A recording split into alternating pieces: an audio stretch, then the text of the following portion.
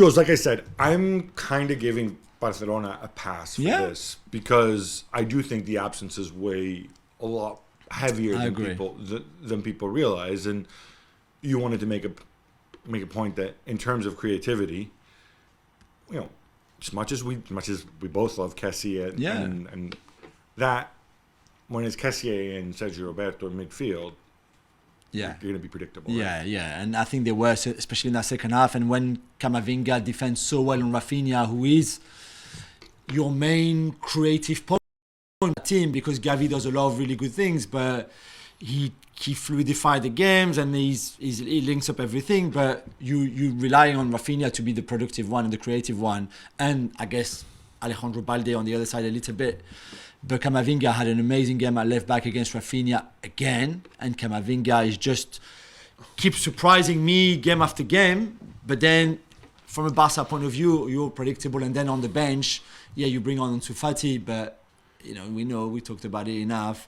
He doesn't have the impact that really he used to have or he should have now, so it becomes difficult. And then again, you open yourself to the counter-attacking threat from this Real Madrid side. I do wonder, again, hindsight is always 20/20. I do wonder, though, if maybe this wasn't the game to say, all right, let me go more defensive in midfield.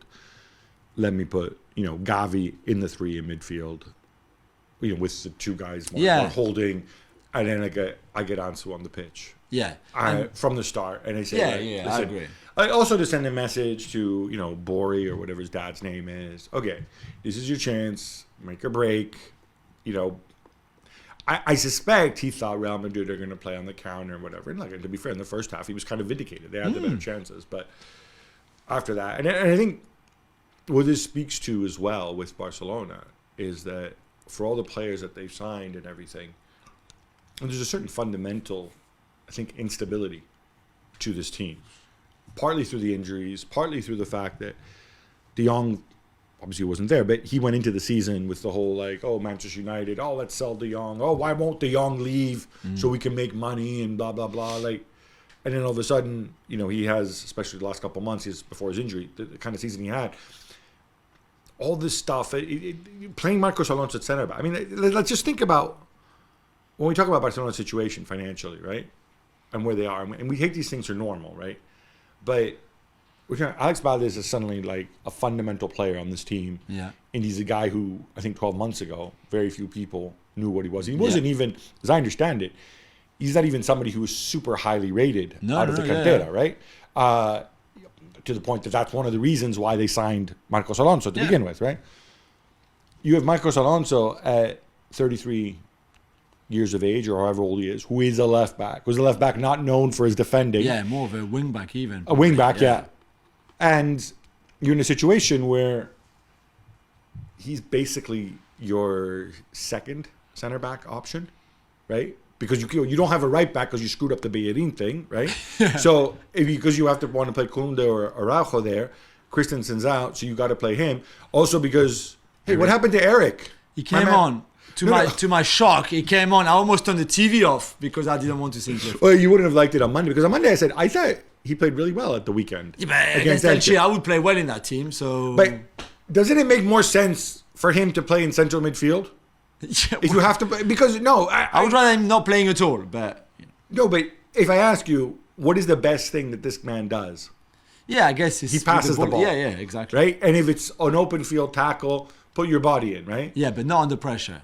You can play midfield against Elche. That's the point. You've got center backs behind you. You're not under pressure. Yeah. You just, I'm just wondering what is this guy's future. I don't understand why so many people adore him.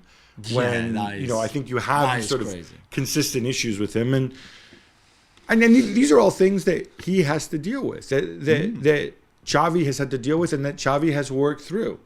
And I think a lot of people, when they speak of Barcelona, they're just blinded by the big names and they don't realize the job that he's done. You know what was interesting? Just quickly to finish on the sort of tactical aspect of the game. In the end, a lot of it came down to the Camavinga v Rafinha battle and the Araujo v Vinicius battle. And you kind of knew that, I know it's in a simplistic way, but this is the way of whoever wins those two battles will have the upper hand on the game, and rightly so.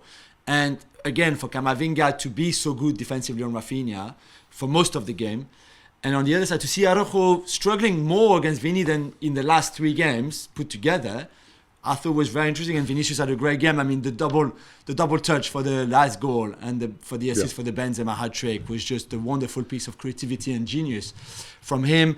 But it felt like, even if at times he was really tense, we saw Xavi, who was always tense in those games, Vini as well, and then winding up the crowd, who was winding him up too, to be fair, was just great. This is a Clasico, even if it's just a Copa del Rey semi-final second leg, or, you know, it's just yeah. It's still great, I think, to see Clásicos like that. And I think also what helped this time was having Rodrigo in the front 3 instead of Valverde. Obviously, there's pros and cons with both. Yeah, right? For sure. It does mean you're not leaning. I mean, when they played in the league, obviously Araujo was phenomenal and he did his part, but everything lean that way. With Rodrigo, at least you have the out that you don't have with Valverde, because just a different skill set. Araujo, I felt, didn't necessarily get the help defensively that you would have when you know it's going to go that way. And so it became more of an open field defending, and you know, Vinicius is tough to handle. Especially if Vinicius watched back the Clasico, he realizes, hey, I don't have to go the same way every single time. No, sometimes I can go to the outside a little more. Exactly, like on the penalty. Because on the penalty, you maybe expect him to go the other way, and he comes back inside, and that's when Kessié make the foul. Well, thank you very much for watching ESPN on YouTube. For more sports highlights and analysis, be sure to download the ESPN app. And for live streaming, premium content, and let's not forget as well, ESPN FC 7 days a week. Subscribe to ESPN Plus.